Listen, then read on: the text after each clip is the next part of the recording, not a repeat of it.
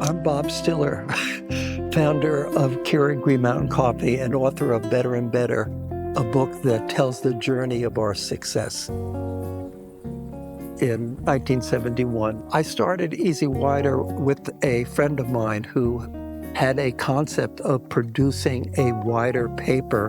When I sold the company in 1980, we were producing enough paper to stretch around the world 6 times in a year.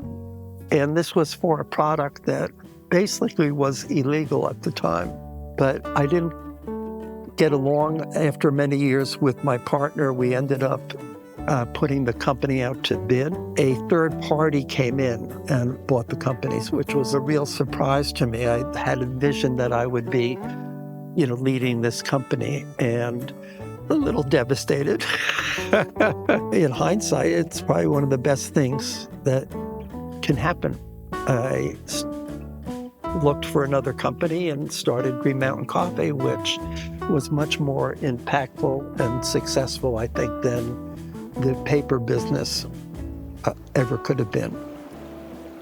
I started Green Mountain after becoming familiar with the quality of coffee that can be available. There was a local shop that had a roaster, and the coffee was so good, it wasn't like any coffee I had ever had before. One of the exciting things for me to share is how we engaged in doing so many good things in the world. So many people say you cannot embrace social responsibility and be profitable. Where I really feel it is one of the key factors that drove our success. It engaged the employees with a higher purpose and motivation. They felt good about themselves, doing good in the world, and led to a very engaged, creative workforce. It was devastating for me at Green Mountain when they removed me as chairman of the board and took away my voting rights. This company that I created, spent 25 years creating. At the moment, it was more anger. It's like, how could they do this? Don't they get it? And after being out of the company, I think it's taken me years to really be aware of how impactful that was to me. I don't know if I look back with resentment. I don't know if resentment is the right word. It's a sadness. I'd have no one to blame but myself.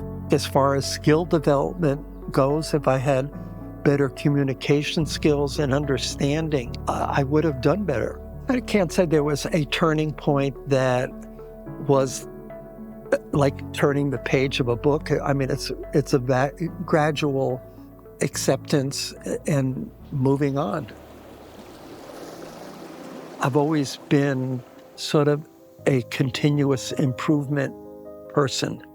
And I think that is probably the result of feeling a little bit inadequate. I was adopted actually at birth. And it was interesting back then because it was something you don't talk about. And I remember being told, and my parents were surprised that I didn't know. So I guess they had told me earlier and I had repressed it. Looking back now, I realize it is a major contributor sort of to low self-esteem, which has been, an issue for me in my life over the years. But I had a difficult situation. And then my mother passed away when I was 12. She was sick for about a year. She had cancer, ovarian cancer.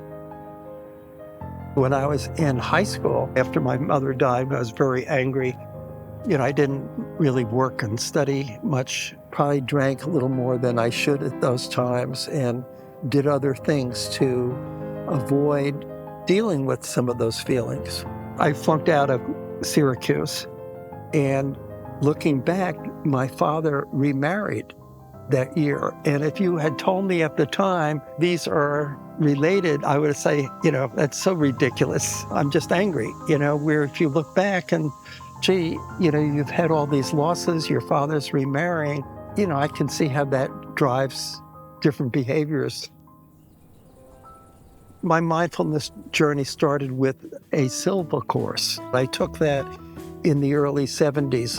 A friend of mine told me about it, and it changed my whole perspective of life, in a sense. I can't say that I started meditating and poof, I was different the next day, but I have over time noticed how I can deal with life better. I appreciate the ups and downs without reacting.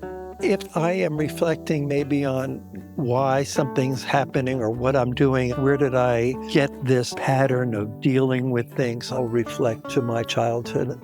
If I was talking to my 12-year-old self, I would maybe reassure myself that I'm loved and cared for and I fit in.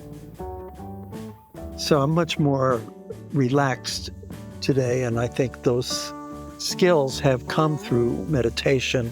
It's, I think, helped me be a lot more accepting, of who I am and taking life in strides.